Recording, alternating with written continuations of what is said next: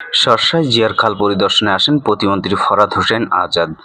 ইতিমধ্যে অবগত হয়েছে এবং এই শার্শা এলাকার মানুষের আমার মনে হয় প্রতিটি মানুষের মধ্যে একটা উদ্বেগ, একটা আবেগ, একটা আনন্দময় মানসিকভাবে আপনার তৈরি হচ্ছে যে দীর্ঘদিন পরে শহীদ প্রেসিডেন্ট জিয়া রহমান 1976 সালে 1 নভেম্বর এই উলসি খাল তিনি খনন করেছে।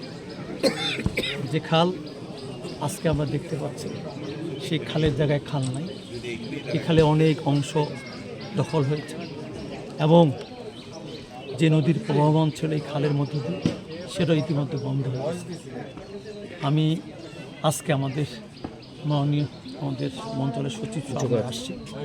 আগামী 27 তারিখে আমাদের মাননীয় প্রধানমন্ত্রী এই যেখানে খালটি আবার পুনঃখননের উদ্বোধন করবেন, সেই খালটি পুনঃখনন যেন। বাংলাদেশ সরকারের মাননীয় প্রতিমন্ত্রী ফরহাদ হোসেন আজাদ যশোরের সরসা উপজেলার উলাশী ইউনিয়নের জিয়ার খাল পরিদর্শন করেছেন। এ সময় তার সাথে ছিলেন পানি সম্পদ মন্ত্রণালয়ের সচিব AKM শাহাবুদ্দিন।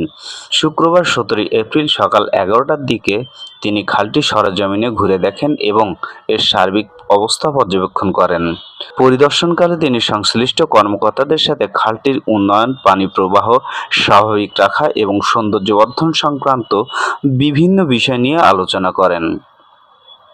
আসন্ন রাজনৈতিক কর্মসূচি এবং গুরুত্বপূর্ণ আগমনকে সামনে রেখে এলাকার অবকাঠামোগত প্রস্তুতি যাচাইয়ের অংশ হিসাবে এই পরিদর্শন করা হয় বলে জানা গেছে। এ সময় উপস্থিত ছিলেন যশোর জেলা প্রশাসক DC আশেক হাসান, যশোর জেলা বিএনপির সভাপতি অ্যাডভোকেট সাবিরুল হক সাবু, সাধারণ সম্পাদক দেলোয়ার হোসেন খোকন, সরসা উপজেলা বিএনপির সাধারণ সম্পাদক নুরুজ্জামান লিটন, শ্রম বিষয়ক সম্পাদক শহীদ আলী এবং সরসা উপজেলা যুবদলের আহ্বায়ক মোস্তাফিজুর রহমান জোয়ার সেলিম সহ বিএনপি এবং সহযোগী সংগঠনের বিভিন্ন পর্যায়ের নেতাকর্মীরা।